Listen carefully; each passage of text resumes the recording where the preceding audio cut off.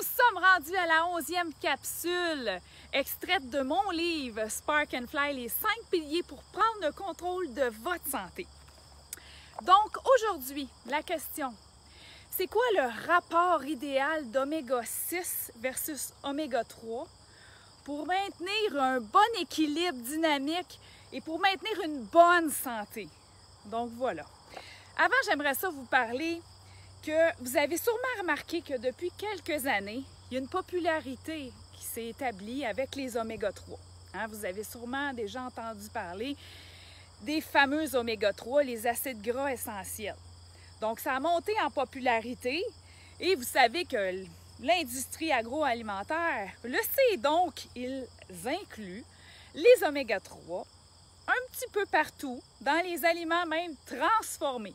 Est-ce que vous croyez sincèrement que ces produits-là, en fait, les oméga 3 qui sont inclus, sont biodisponibles, que les cellules reconnaissent? Est-ce que vous croyez vraiment que ces oméga 3-là, est-ce qu'ils sont oxydés? Qu'est-ce que vous en pensez? Donc, sachez que le rapport dans notre alimentation quotidienne d'oméga 6 par rapport aux oméga 3, idéalement, ça devrait être un rapport 1 pour 1 ou 2 pour 1, 3 pour 1. Ça serait l'idéal. Mais le problème aujourd'hui, c'est que c'est pas étonnant de voir des rapports d'oméga 6 par rapport aux oméga 3 de 10 pour 1, 20 pour 1, 30 pour 1, 40 pour 1. C'est complètement fou.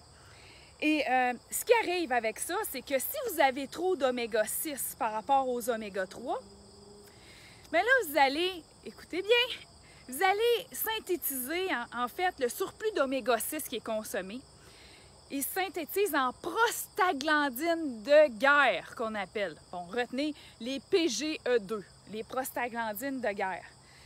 Donc, les PGE2, ça génère des milliers d'hormones inflammatoires qui vont justement rompre la bonne santé, rompre l'équilibre qu'on appelle l'homéostasie. Donc, vous savez, c'est la science qui le dit. L'inflammation, ces molécules-là inflammatoires créées par un surplus d'oméga 6, la science le dit, là. Bien, l'inflammation est à la base de la maladie, de la douleur. Donc, il y a une belle corrélation qui a été établie, c'est que le niveau d'inflammation d'un individu est inversement proportionnel au niveau circulatoire d'oméga 3. Ce que ça veut dire, c'est que plus il y a d'inflammation dans votre corps, moins vous avez d'oméga 3 qui va circuler. Oui, c'est inquiétant, hein? Donc, des niveaux élevés d'oméga 6.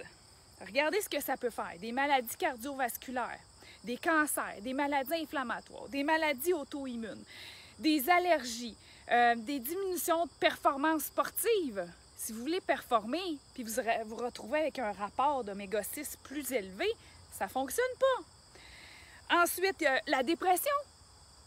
La dépression. Et ça, c'est juste pour ne nommer que quelques-unes ou quelques-uns des problèmes. Donc, si vous allez chercher les oméga 3 dans les poissons, encore là, vous allez vous retrouver avec une quantité qui ne sera pas suffisante. Pourquoi? C'est qu'on est obligé aujourd'hui de limiter quand même la consommation de poissons à environ 2-3 fois par semaine parce que les poissons contiennent des métaux lourds. Donc, entre autres, le mercure. Plus les poissons sont gros, plus ils contiennent des métaux lourds. Du mercure, par exemple. Donc, ce qui arrive, c'est que c'est pour ça que je recommande de prendre en supplémentation des oméga 3. Et encore là, des oméga 3 de source marine.